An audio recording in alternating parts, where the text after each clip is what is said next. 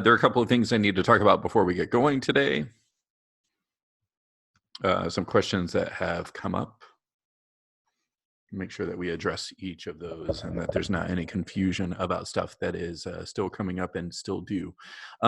So those of you who have turned in your poems, those of you who made sure that things were turned in on a timely fashion at the very beginning of this, I appreciate it.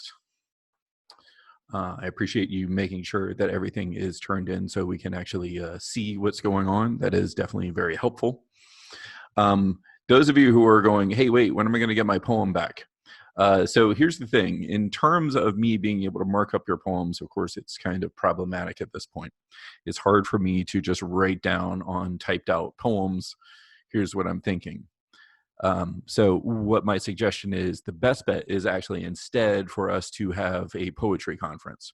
So those of you who are looking to make sure that you have some adequate feedback on what's good, what's not good about your poems, I would ask you to schedule one of those conferences with me. Doesn't have to be long. I mean, realistically, we can probably get through most of these conferences in like 15 minutes. I've been scheduling them for 25 to 30 minutes just in case. Sometimes they take the whole time. Most of the time they do not. But it would be more advantageous for us to actually talk about what you've done, because realistically, you know, if I'm just looking at your poem, one of the things that I can do when I'm looking at your poem is I can see and I can give you my impressions of what is being messaged. But realistically, if we have an active conversation, it makes it a little bit easier for me to say, oh, I see exactly what you're trying to do, and easier for you to justify and say, oh, this is actually exactly what I was trying to accomplish. So trying to have those conferences will be helpful. So Al, if you're here in the room, I imagine you probably are. But if Al is here, let's look through here and make sure, since there was a specific question from that particular student about this. And of course she's not here. Haha, that's fun. If somebody talks to Al, let her know that, probably scheduling a conference would be a best bet. Hey, you are here. Awesome. All right. So in response to your message that came through on Edmodo, I just want to make sure that you understand. I can send you your poem back. Of course, it's going to look exactly the same as what you sent to me. So realistically, since it's a digital copy, we both have the same thing right now. But if you want to know exactly what is good or bad about it, it's much easier for us to have an actual dialogue. So, reach out. You send me a time. All you got to do on Edmodo is say, White poetry meeting, Wednesday, 2:00, Thursday, 10:30. I'll pick whichever one actually better fits into my schedule, and we'll make sure that we get together and actually talk about your poem. Hopefully that will be easy. Hopefully. Again, it's not a huge deal. Oh, yeah. Sorry, Al. There's one other question. And that's the whole idea of, wait a second, why am I having to send 3 drafts? Why do I have to do 3 drafts of this? Okay. So the first one you're already done with. Those of you who have turned in your first draft of your poem, the one that was a practice grade, that's done. You're all finished. That's one of the drafts. When you turn in your final draft, that would be the second version. What I want to do is I want to see that there's a middle version. And again, those of you who have scheduled conferences with me already to talk about what you have done in the past, you are already in pretty good shape, because that probably means that now you've got an intermediate version right now.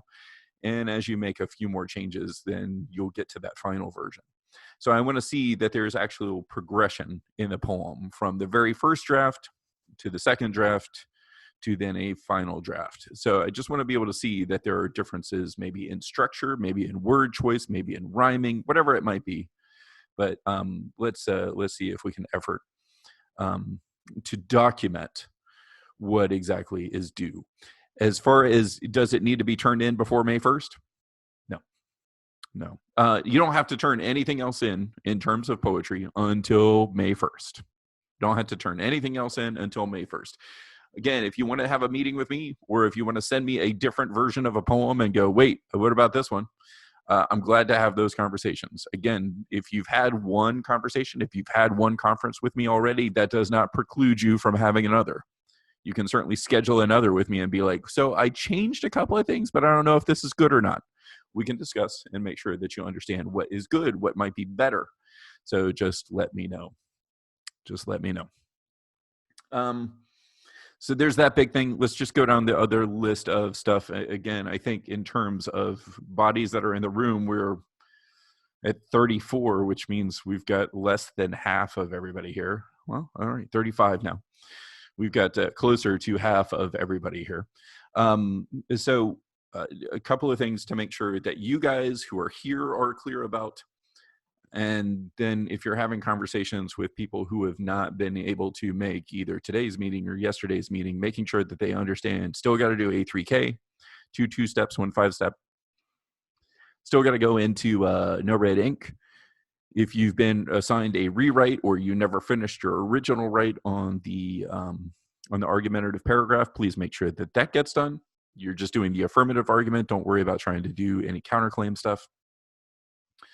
If you didn't do the comma quiz from last week, oof, that's not good. Try to get that done. That would be good. And then there is stuff for this week having to do with pronouns. As far as I've been able to tell so far, some people who have done that kind of initial assessment on pronouns, things went kind of sideways. We've had some really low scores. So for some of those people who have already either taken this or they took the initial kind of level set assessment at the very beginning of No Red Ink. That would have been the first assignment that wasn't even graded. Those of you who had some deficiencies, either through the practice or through that first assessment, I have given you even more practice. And I've seen that it's actually paid off for some people already, which is really good news. I'm glad that the extra work that you're putting in is going to be helpful. And then on Thursday or Friday, you can nail down another 10 out of 10 and be in really good shape grade-wise. Make sure that you're doing the practice. Yeah, deficiencies. You're right. Deficiencies. Make sure that you're doing the practice. It will benefit you. I promise it will benefit you. This is no different than doing the practice in math. I mean, you guys can all be like, I'm not going to do any of the practice stuff in math, which is fun and hilarious. And then you take the test and it does not go well. And you're like, why didn't I do well? Well, it's because you didn't practice. So practice. All right, Aaron. We all know it's you. Knock it off. Thanks for your assistance. Leslie, anything else? We talked about that. I think that's it. So again, yeah, nothing poetry-wise that you have to turn in. Hope you guys are maintaining okay. Hope you're staying on top of stuff. Again, if you're not doing well, let me know. If you are falling behind, let me know. If you are having internet problems, let me know. I know how exciting that is. I had some myself yesterday. Let's hope that stops. Oh boy. All right. So today, a couple of poems today from Carl Sandburg. Carl Sandburg is a fairly popular poet.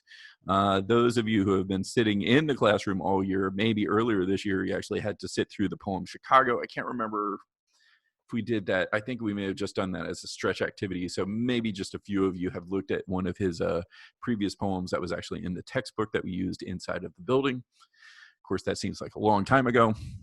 So instead, we'll look at a couple of shorter poems. That poem, in terms of the textbook, is 2 pages long. So there's a lot of words in that one. Today's poems, both of them are very short, but I think they bring a couple of very good ideas to the front for us and allow us to actually kind of put things together. So the first one is called Primer Lesson, and the second one is called Fog. We'll go through these real quick. As soon as we're done with this, we're out of here, and you guys can get back to doing whatever else you were supposed to be doing today. I don't know, Animal Crossing or something. All right, maybe you're still watching Tiger King. I'm not sure what you're doing. I'm not sure what anybody's doing at this point in time. Let's mark this thing up. Primer Lesson by Carl Sandburg. Look out how you use proud words. When you let proud words go, it is not easy to call them back. They wear long boots, hard boots. They walk off proud. They can't hear you calling. Look out for how you use proud words. Go through it one more time. This is, again, Primer Lesson. Primer, not primer. Primer Lesson by Carl Sandburg. Look out how you use proud words. When you let proud words go, it is not easy to call them back. They wear long boots, hard boots. They walk off proud. They can't hear you calling. Look out for how you use proud words. All right, so there's the first one. I'm actually going to read both of them back to back, and then we'll actually talk about them both individually and then kind of together as well, because there's a couple of things I want to try to highlight here. The second one is called fog. The fog comes in on little cat feet. It sits looking over harbor and city on silent haunches and then moves on. It's pretty easy. One more time. Fog by Carl Sandburg. The fog comes in on little cat feet. It sits looking over harbor and city on silent haunches and then moves on. All right, so 2 different poems for us to think about today and try to compare and contrast. Let's take a look at primer lesson first. Primer, of course, has a different meaning. We could be like primer lesson, but primer has a different meaning. So as we're looking at primer lesson and trying to understand what exactly that this is about, the first thing that we need to know is, what is a primer? What is a primer? And so hopefully by recognizing what a primer is, some of this poem will start to come into better focus. Again, this is a great time for those of you who are superstars at using Google to search things out. You can start to mark things up and go, oh, I've got this. Hey, one other thing. We've had some people who have tried to come in with very clever names rather than using their own names. Like at this point in time, Chick-fil-A has entered the waiting room for this meeting. Good news, Chick-fil-A is not getting in. Bad news, Chick-fil-A is not getting in. So if you're talking to anybody and they're like, oh, I'm not getting into the meeting. Yeah, that's because you're not using your name. Use your name if you want to get into the meeting. You guys probably have heard about this whole Zoom break-in crisis and all that kind of stuff. So as long as I know who you are, I will add you in. If I don't know who you are, Chick-fil-A, not getting in. All right, primer. Nobody said anything in the comments, so I'll just go ahead and mark it up my own self. So as we're looking at primer lesson here, a primer is like an elementary level workbook. A primer is an easy kind of reading workbook. So it's a early kind of learning kind of workbook. So when we're looking at this, when we're saying primer lesson, we're talking about something that is early education. So this is stuff that you wouldn't necessarily use now as, an 8th grader. This would be for someone who is much earlier on. So somebody who might be, kindergarten, 1st grade, maybe 2nd grade. These would be much earlier kind of learning books. All right. So if we look at the first line, Leo's already jumped in here and says, hey, she's saying, be careful how you might describe something, because it might not be how you expect it. So I like that idea. Look out for how you use proud words. Now, I think the idea of proud words actually can take us into a couple of different directions. And so I think, Leo, you're exactly right. But as we're looking at the idea of proud words, we got to think about what type of words, what other term could we use to describe what a proud word is? What else would help us understand what a proud word is? If you're using words and you're feeling proud, looking at you from the outside, what is that going to sound like?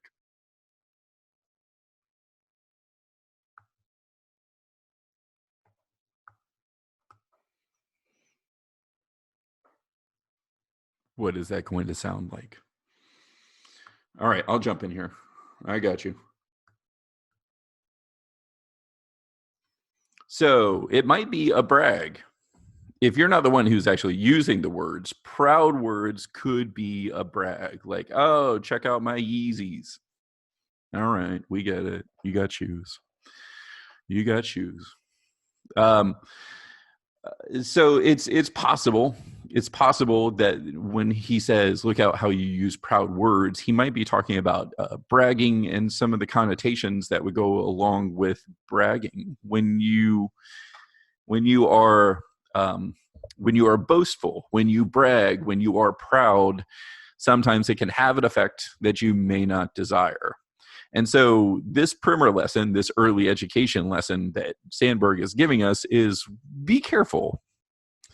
Be careful not to be too boastful. Now, of course, the big question is why? Why is it important not to do that?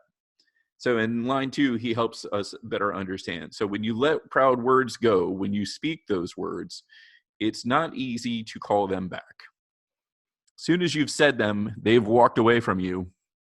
Now they're gone. And literally, he says they walk away from you. So it's not easy to call them back. They walk off proud. They can't hear you calling. All of these things are personification.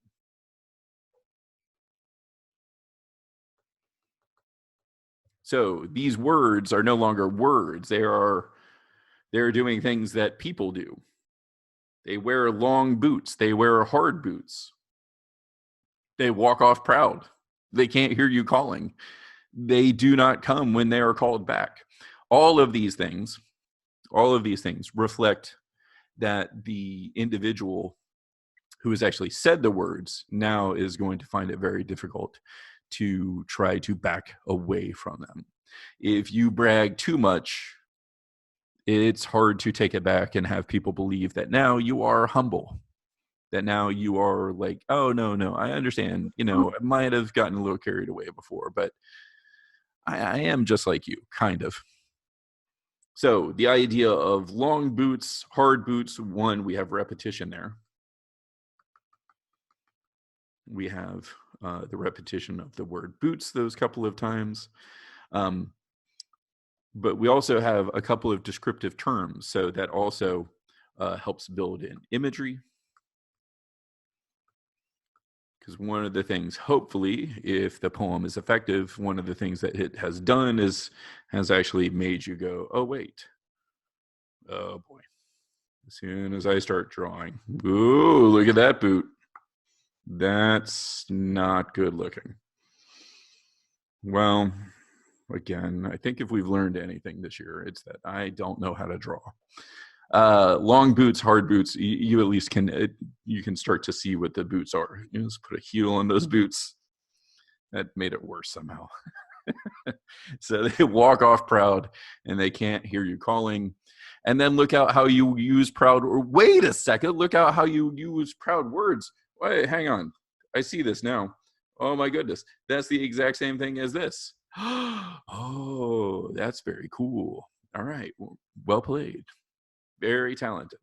One of the things that I hope you realize also about this Sandburg poem is that he uses lots of punctuation, lots of different forms of punctuation. There's a semicolon. We got this one here. We've got a comma up here. We got a period there. So lots of different types of punctuation that he utilizes over the course of this. We'll keep that in mind for a second and move on to the second poem. The second one was Fog. And so this one is somewhat different. One thing that I want you to pay attention to as we look at poem 1 versus poem 2, there's a first sentence, there's a second sentence, there's a third sentence. This is all one long sentence. 1, 2 sentences here. Also stanzas, 1, 2 stanzas here. So we have the same kind of structure. Both of these are short poems. So we do have a similar structure to some degree in that there aren't that many different complete thoughts that are present. But we'll take a look at one other piece of this in just a second. So the fog comes in on little cat feet. We've got a metaphor. We have a metaphor that starts us off in stanza 1. The fog, now all of a sudden, it's got feet like a cat. Not exactly personification because it's not exactly a human trait. So instead, we're going to be metaphorical. But we do have the same kind of idea. This is, we have walking in both of these two poems as we look at them against each other. And these are two different things that really don't walk. Words don't walk. Fog doesn't walk.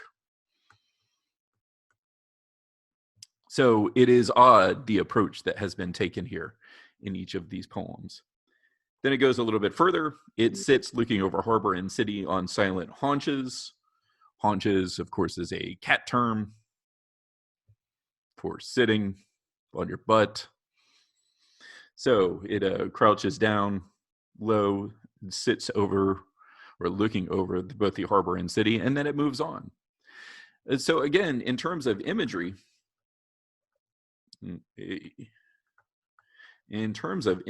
certainly have imagery that is present here. You think about the fog, and maybe one of the things that Sandburg wants you to think about is actually a gray cat. Maybe that's what he wants you to start to envision. And of course, this is the part where I'm now going to try to draw a cat. And this is not going to go well. Here, let's try that again. I already don't like this. This is already really bad news.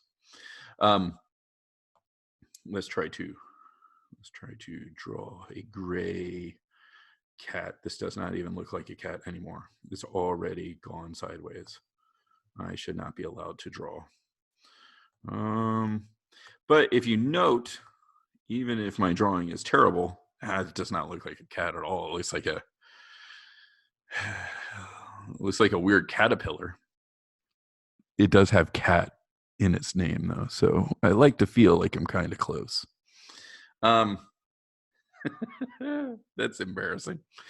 So instead, let's focus instead on the color, because the color of this cat might actually be more pertinent to the metaphor that Sandburg is trying to use here, and that is probably a gray or white cat.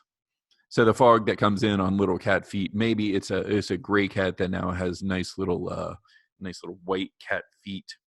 Oh boy, these are not feet. Now the cat has wheels. I am not good at drawing.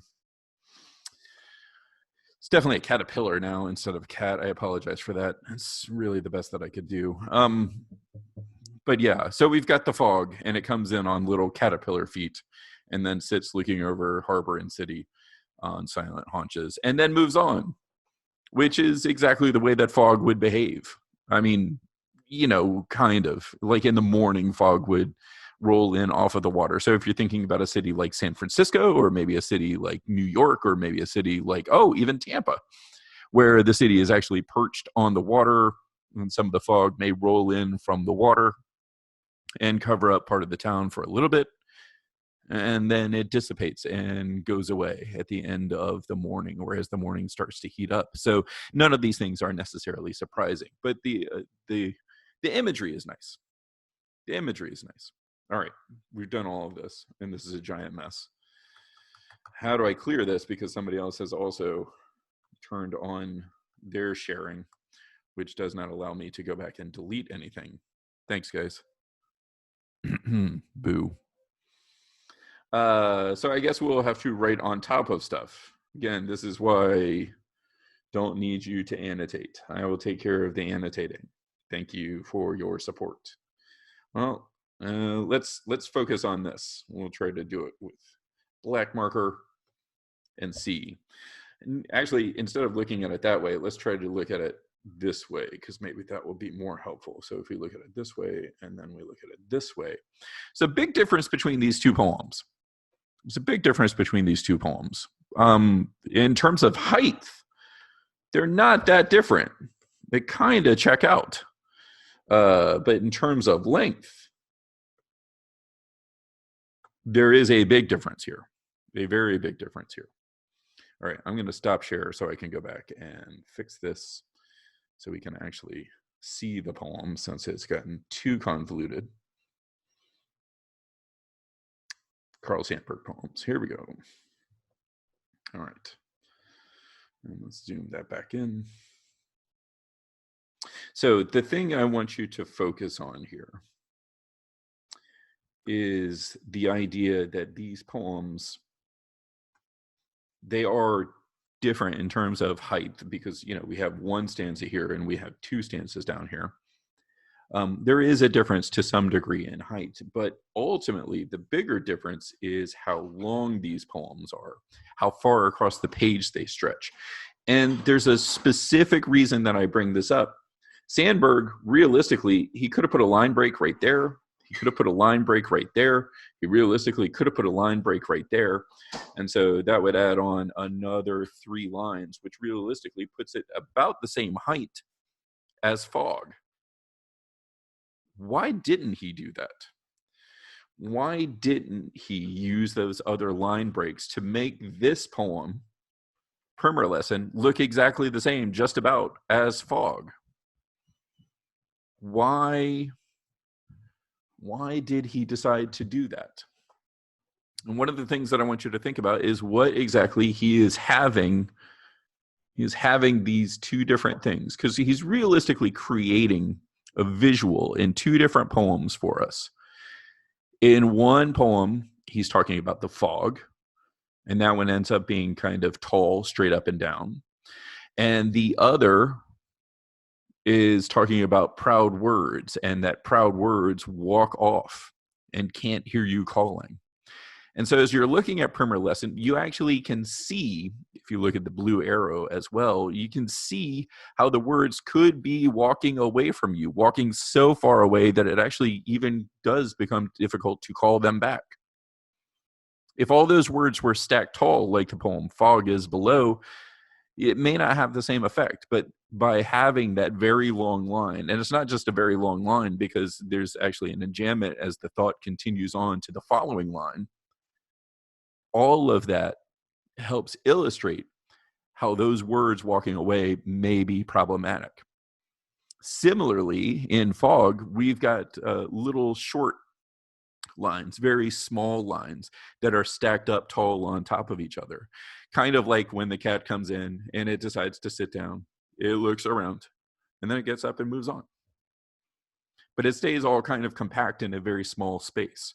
The fog comes in on, and again, I think it's important that he says little cat feet. So the idea of him saying little cat feet here allows us to really focus on that one particular issue. So again, I think stylistically, what Sandburg has done with the length of Primer Lesson as opposed to the height of Fog is he's helped strengthen the metaphors that he uses in these poems. In Primer Lessons, words that are bragging are hard to call back. They walk away from you, and so it makes sense to stretch that poem out. And when we're talking about Fog and it comes in on little cat feet and then it sits down and it gets up and it moves along, he's built that a little bit more tall. So again, structure and the way that a poem appears on a page can actually help bolster the meaning of the poem. There is a strategy to this. The other thing to take away from what Sandburg has done here is the way that he's been able to use metaphor, the way that he's been able to use personification, the way that he's been able to use imagery to make sure that you understand exactly what he's talking about. I mean, if you think about Primer Lesson, I mean, you may even be able to hear the echo of those boots that those words, those proud words, are wearing as they walk away. So sensory imagery is present in both of these poems as well. In Fog, you don't hear anything because it's little cat feet. So those are silent steps that happen one after another after another. So a couple more poems for us to take a look at and make sure that we understand. Hopefully these will be helpful for you and instructive as we continue on over the next, today is what, the 14th? So we got a little more than 2 weeks still remaining on working on those poems. Again, we're not going to have a live class on Thursday or Friday. And realistically, the reason that we're not having a live class is because I want to use this time instead to actually meet with students. Those of you who have gotten into the habit of making sure that you're here at 11 o'clock and you're busy in the afternoon because you're doing something else or somebody else has got the computer or whatever it might be, if you need to have a conference and you haven't been able to arrange one Thursday and Friday, there are open times between 11 and 12. So, first come, first serve. Whoever gets in there, I'll make sure that we can get a conference. All right. So that's what I've got for you for today. Tomorrow, we will meet live one more time for this week. Tomorrow will be the last live class for this week. There will be a couple of videos that go up on YouTube on Thursday and Friday, one on Thursday, one on Friday. of explicating a couple more poems and making sure that we understand what exactly is trying to be accomplished in those particular poems. So you can look forward to that and other poetic ideas. Those will pop up on that page very soon. In the meantime, make sure that you're being good to each other, be kind to one another, make sure that you are being kind to your families, and make sure that you are being kind to yourselves. Keep working hard. If you need anything, you know where to find me. Be safe. I'll talk to you later. See you.